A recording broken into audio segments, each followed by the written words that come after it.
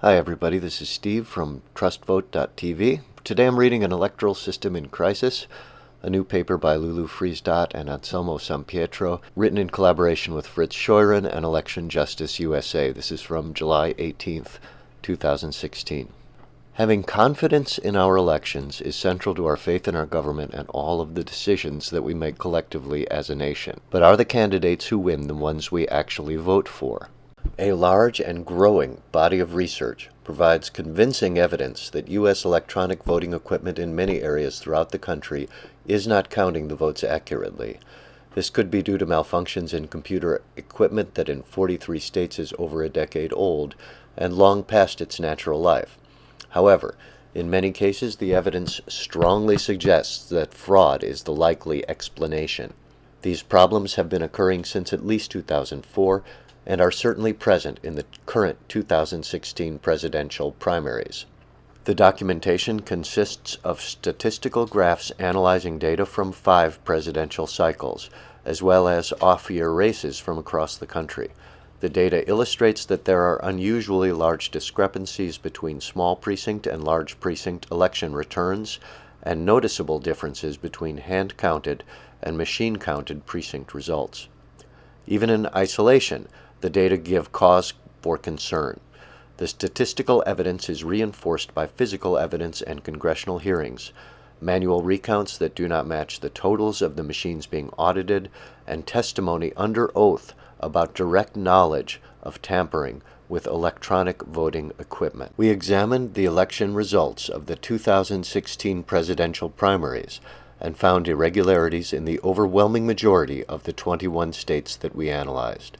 The data indicates, in particular, that the totals reported in the Democratic race between Hillary Clinton and Bernie Sanders may not be correct.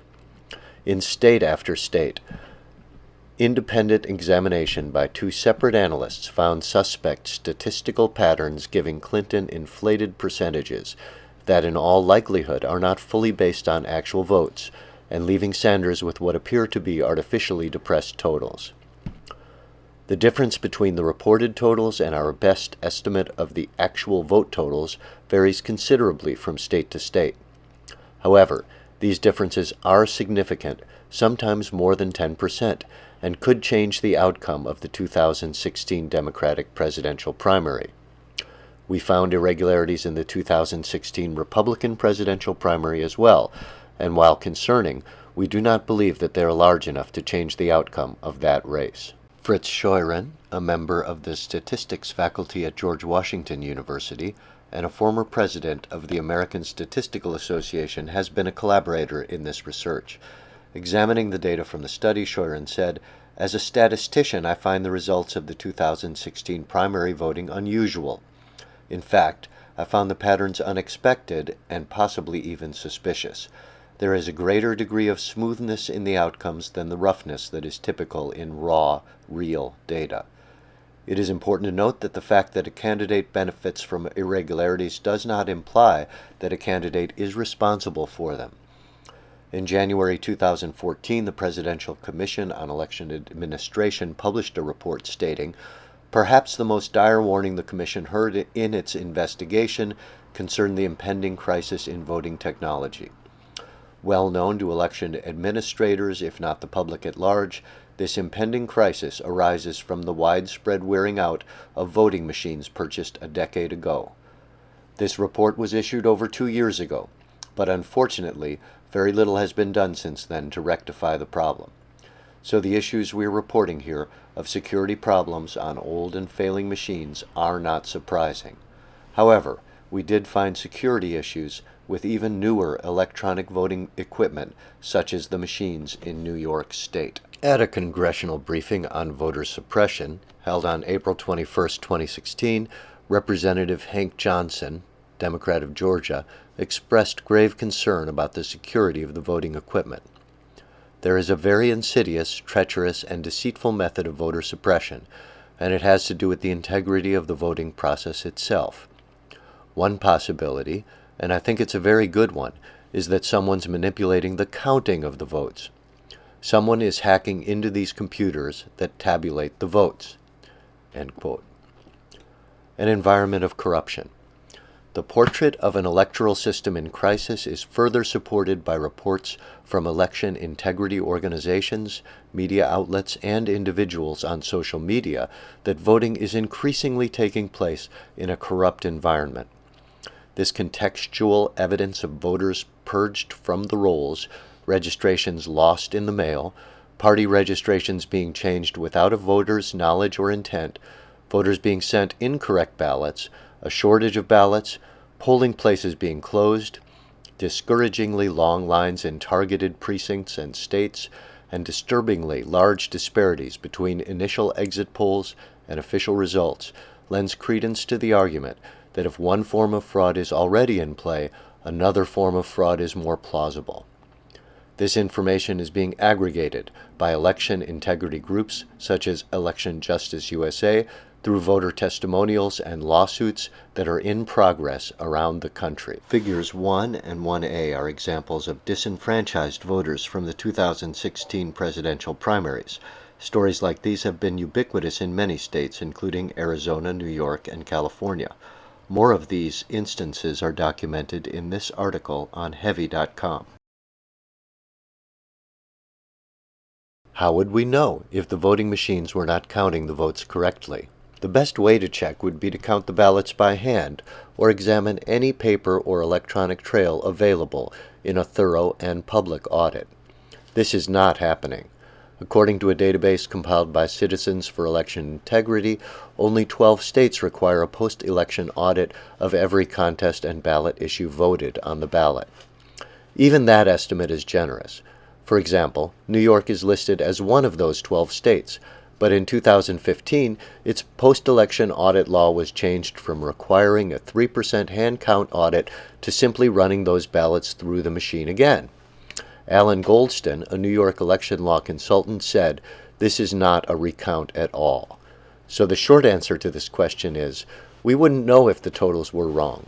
Or would we? Would there be other indications that the machine count is not accurate? Evidence. If voting machine results were inaccurate on a regular basis, there would be some evidence of it.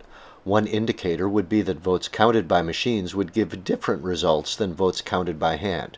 In fact, this is now being seen in elections all over the country. In the 2016 Democratic primary in Kings County, New York, which is Brooklyn, a group of affidavit ballots were hand counted by a group of volunteers. Comparing the hand counts with the machine counts, there is a noticeable difference as seen in Figure 2. In every single assembly district we examined, except one, Hillary Clinton performed better when the votes were counted by machine. This is a small sample of the overall ballots cast, but the consistency of the results makes a convincing case that something is amiss. Figure 2 shows how hand-counted ballots show a consistently higher return for Sanders in the 2016 New York presidential primary. Comparisons have been made previously between voting results in hand-counted precincts and machine-counted precincts. While there have been discrepancies, they have been passed off as the result of demographics. This is a reasonable concern since it is possible that voters of a particular political perspective could tend to choose a particular type of voting equipment. However, in this instance, because the two sample sets, hand-counted and machine-counted, are from identical precincts, with voters participating in the same election on the same day, there is no demographic variable to take into account. These affidavit ballots are from voters who were not able to vote by regular ballot. In the New York 2016 primary, over 120,000 voters were purged from the rolls in Brooklyn alone. And a large number of voters also had their voter registration changed without their knowledge or intent. Sanders voters tend to be younger and more independent, so one might think that they would be less likely to register ahead of time and more likely to show up in the affidavit sample. However, of the over 120,000 affidavit ballots cast, only about 30,000 were actually certified and counted. It is that final approved subset being counted in our study. Those votes would have only included officially registered Democrats, not independents or late registrants. Those officially approved affidavit votes, when counted by hand, are showing a consistently higher percentage for Sanders than when the votes are counted by machine. There are two possible explanations for this. One is that the machines are counting the votes differently. The other is that the voters who were forced to use affidavit ballots were targeted Sanders voters. Possibly, both of these factors are at work. Either way, the data indicates the footprint of manipulation in the election and calls into question the validity of the reported results. Figure 2A shows the results of a recount in Hillsborough County in the 2008 New Hampshire Democratic primary. There were differences in almost every precinct between the original machine count and the manual recount. In the 2016 Wisconsin and Massachusetts presidential primaries, there have also been stark differences between the candidates' percentages in hand count and machine count precincts. The examples provided above showing differences between hand counts and machine counts cannot be explained by demographics.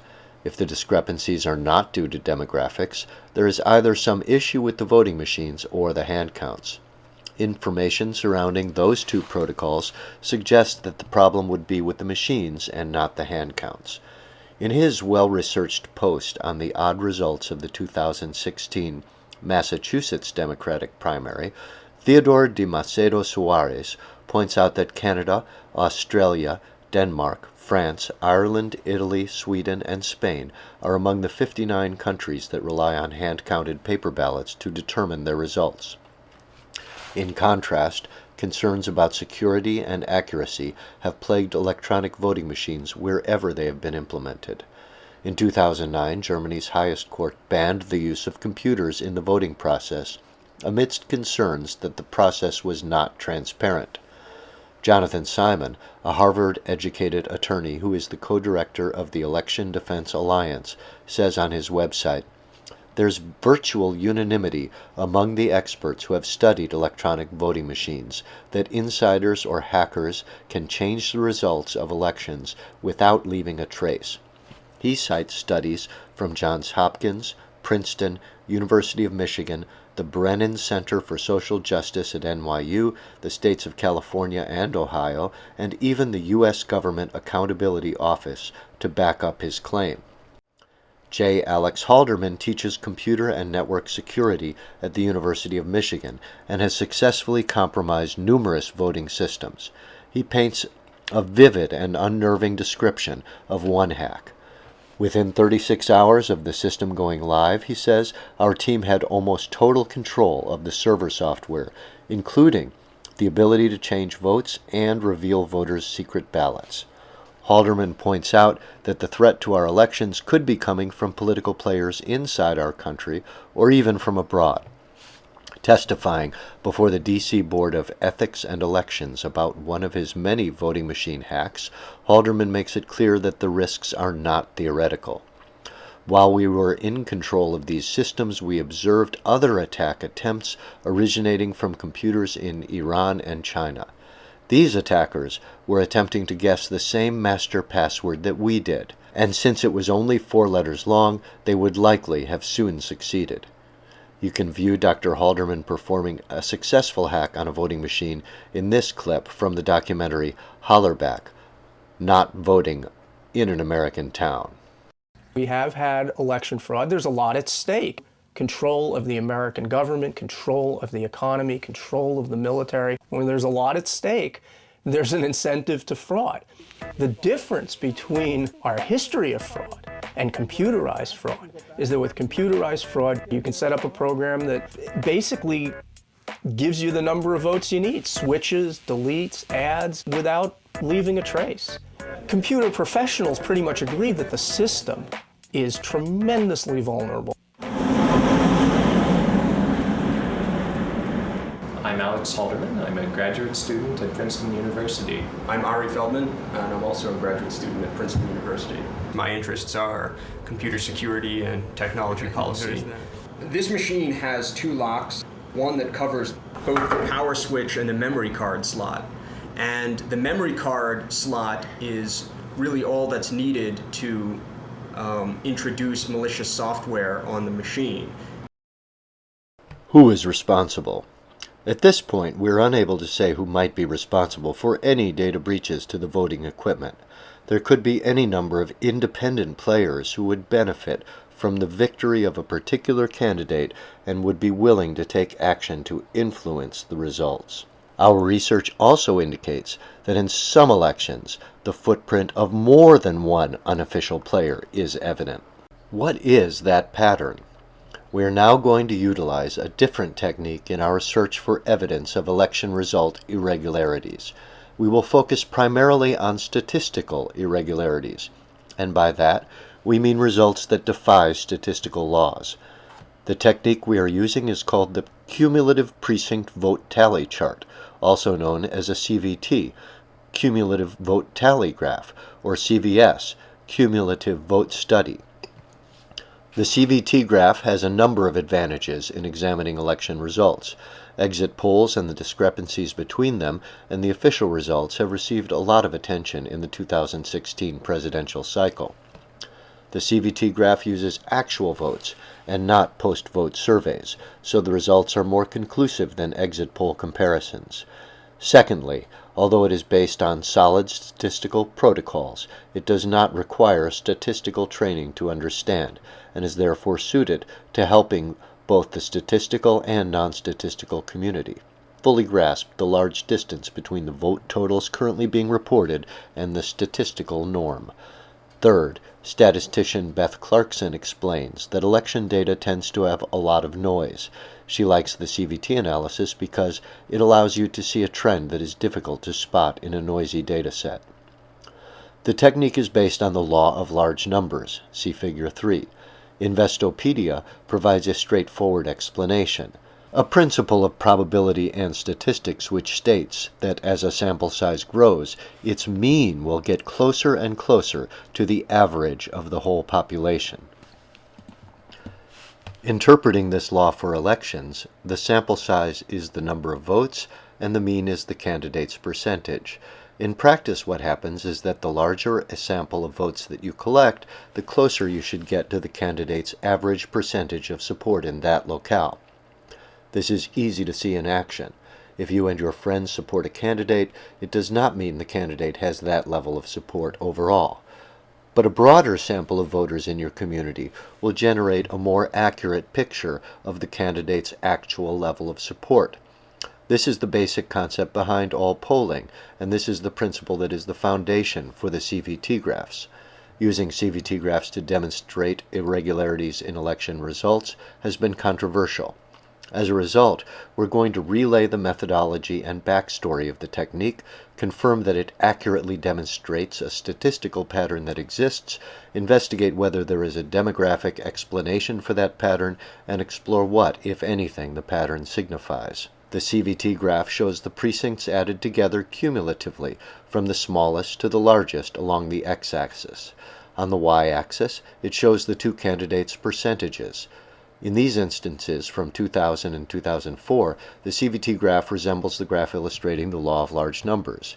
Because the precincts are added together cumulatively as you move further right on the graph, it becomes harder and harder for any individual precinct to overcome the average percentage of all the votes that have been added up so far, and the data tends to chart as a flat line. At least it did until 2004. Sometime around 2004, or possibly a little earlier, other patterns emerged that we will discuss shortly. You may be surprised to see some of the above graphs credited to Liberty 1789.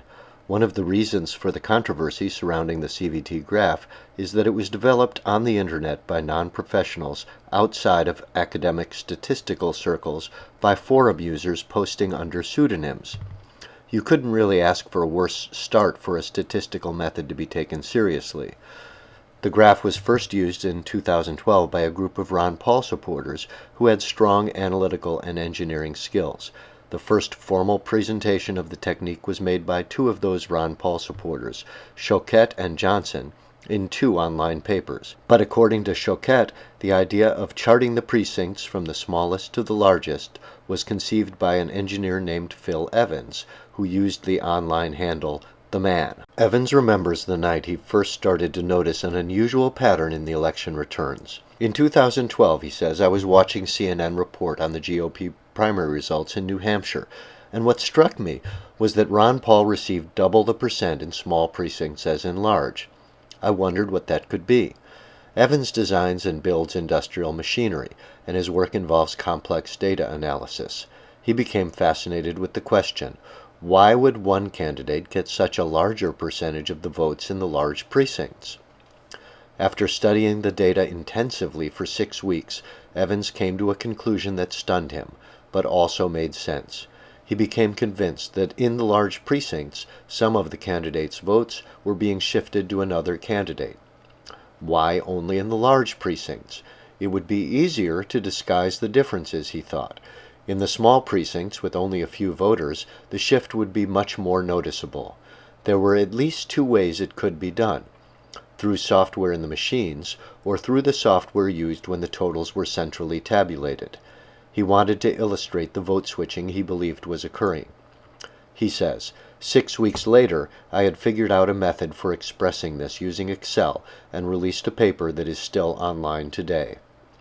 Evans says his initial graphs from that paper were modified by another forum user, Liberty 1789, into the cumulative precinct vote tally chart. Evans and his fellow Ron Paul supporters began using it to graph many of the election results of the 2012 Republican primary. Here is the pattern they saw in state after state. A candidate receives a higher percentage of votes in large precincts than he or she receives in small precincts. This increase occurs in mathematically proportionate pattern. In other words, as the precincts get larger, the candidate's support gets larger at the expense of other candidates.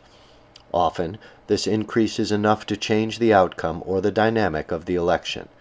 Which candidate receives increased support in larger precincts depends on the particular race. In 2012, the candidate that benefited from the pattern in almost every race was Mitt Romney. After Ron Paul lost the election, Evans suspected that Paul had been cheated. Evans says, "It was frustrating because he was giving speeches in large venues with thousands lined up outside beyond capacity, while the other candidates were somewhat lonely.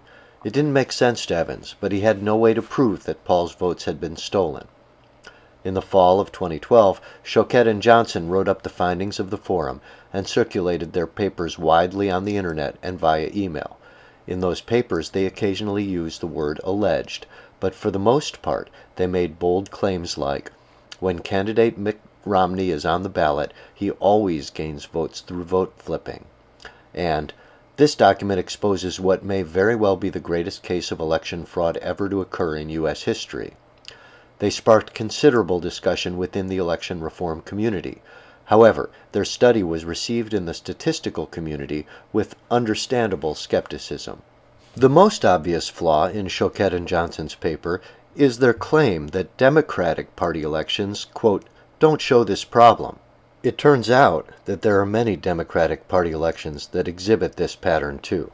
However, despite this weakness, their statistical graphs have been confirmed to be accurate in 3 separate studies. Each of these found more elections where the pattern appears.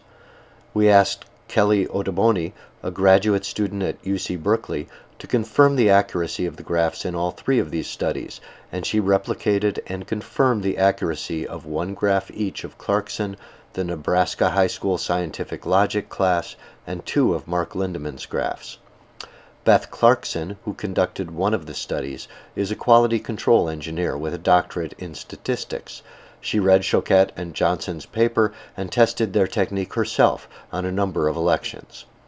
In the elections Clarkson examined in Kansas, Ohio, and Wisconsin, she found the same unusual increase for one candidate in the large precincts. As a statistician, she found the results terribly surprising. Clarkson published an article in the statistical journal Significance, affirming both of the study's analysis and conclusions, saying, "The data I've analyzed supports their hypothesis that we have a serious, pervasive, and systematic problem with electronic voting machines." She is currently suing Kansas election officials for permission to audit the paper trail of one of the elections she analyzed in order to compare the machine's paper records with the recorded results. So far, her audit has not been permitted, and she remains concerned. If fraud were occurring, she says, these are the kind of patterns we would expect to see. Clarkson discovered that the statistical patterns and a candidate's percentage of the vote share vary between different models of electronic voting equipment. She also found that there were statistical irregularities favoring more than one candidate, leading her to surmise, the manipulation is not limited to a single powerful operator. My assessment is that the data reveals multiple, as in at least two, agents working independently to successfully alter voting results. Here in Figure 6, the ES&S DS200 vote scanner shows an irregular statistical pattern that favors Romney, red dots, but the ES&S DS100 and the Heart eScan show an irregular pattern that favors Obama, which is the blue lines. Clarkson is graphing the percentages as they impact the Republican vote, so when a line is going up, it is favoring the Republican, Romney, and when a line is coming down, it is favoring the Democrat, Obama. Kelly Ottoboni of UC Berkeley replicated Clarkson's research and confirmed its accuracy, as you can see here in Figure 6a.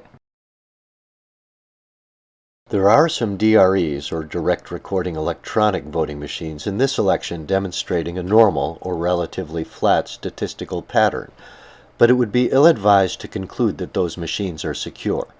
Based on conversations with security experts like Matt Bishop at UC Davis and Halderman at the University of Michigan, it is almost always possible to breach the security of these machines. After hacking the Washington, D.C. Internet voting pilot program, Halderman said, "If this particular problem had not existed, I'm confident that we would have found another way to attack the system." Columbia University political scientist Mark Lindemann and data scientist Levi Bowles have both published work confirming the existence of the pattern, but arguing that it is not indicative of fraud. We found their research flawed and their logic unconvincing, and have provided a detailed breakdown of these issues later in this paper. One fact that is clear from all these studies is that in many U.S. elections, certain candidates are receiving an increased share of the vote as the precincts get larger. The crucial question is, why? Is there an innocuous demographic explanation for the increase, or is it something that is indicative of error or fraud? When did the pattern begin? We're unable to pin down exactly when the pattern originated. In a fascinating trip down election fraud memory lane, writer Victoria Collier describes numerous troubled U.S. elections. It would be instructive to do a statistical analysis on one of the races that she cites as an upset, like Chuck Hagel's 1996 Nebraska Senate victory. 3 days before the election, a poll conducted by the Omaha World Herald showed a dead heat. Hagel trounced Nelson by 15 points, Collier says. This divergence from pre-election polling was enough to raise eyebrows across the nation. For now, we can state that races we examined from 2004 and earlier did not show the pattern of increased candidates' percentages in large precincts. Looking again at Figure 4, we see that in the 2000 and 2004 races in Alachua, Florida, each candidate's share of the votes is roughly the same in small and large precincts. However, by 2008, this is not the case in many races around the country, as we can see in Figure 7. In the New Hampshire and Minnesota Democratic primaries, as well as in other races in 2008, candidates receive a larger percentage of the votes as the precincts get larger. In New Hampshire, the pattern benefits Clinton. In Minnesota, Obama is the one who gains vote shares in the large precincts. The 2008 New Hampshire Democratic presidential primary was also the race we looked at initially, where the manual recount did not match the original machine totals. Figure 8 shows the Wisconsin Republican primary in two different election cycles. In 2000, no candidate has much of an increase in the large precincts. But in 2016, Ted Cruz's percentage noticeably increases in the large precincts, while Donald Trump's percentage of the vote goes down. These two comparisons also demonstrate that the pattern is happening in both Democratic and Republican races. Doing further research on historical races will help identify possible early appearances of the pattern. Collier says, throughout the 1980s and 1990s, the use of optical scanners to process paper ballots became widespread. But perhaps the most seminal year for electronic voting equipment was 2002, when states across the country experienced a large influx of computer-based voting systems, with the passage of the, perhaps ironically named, Help America Vote Act. Figure 9 shows a graph of the 2016 Louisiana Democratic primary. The analysis is by Beth Clarkson, and Anselmo Sampietro confirmed its accuracy. This graph is in complete violation of the law of large numbers. For a candidate to receive this level of increased support in the large precincts, each new precinct must be so heavily weighted that it defies the average of all the other precincts that have already been added together. This is a major statistical irregularity. In the small precincts, the difference between Clinton and Sanders is approximately 10%, Clinton 48 to Sanders 38. However, in the largest precincts, the difference between the candidates is 47%, Clinton 70 to Sanders 23. That is a difference of 37% support between the smallest precincts and the largest precincts. To see how heavily weighted the large precincts are, we graphed them separately, county by county, dividing the largest 25% from the remaining 75%, as you can see in Figure 10. Within almost every county, Clinton receives a higher percentage of the vote in large precincts by unusually high margins, sometimes by close to 40%. In Washington County, you can literally see the moment that the data starts to change, around 600 votes. There are three other characteristics of this data that are suspect. 1. The data is smooth. The lines in the overall state chart go straight up and straight down, and lines of data in the large precincts are also quite straight. This is what Dr. Scheuren is referring to in the opening of the paper when he says, "There is a greater degree of smoothness in the outcomes than the roughness that is typical in raw or real data." 2. The data is unidirectional. In the statewide results, the data only moves in one direction. Clinton goes up, Sanders goes down. The percentages never demonstrate the kind of ups and downs caused by organic voting behavior. 3. The data follows a mathematically predictable pattern. Clinton's support is increasing in a mathematically predictable way. In each progressively larger precinct, she gets a slightly larger level of support. This is a possible indication that a mathematical algorithm has been applied to the results. Okay, folks, that's the first half hour of this excellent paper. I urge you to finish reading it by following the links in the video description below. Thanks for listening.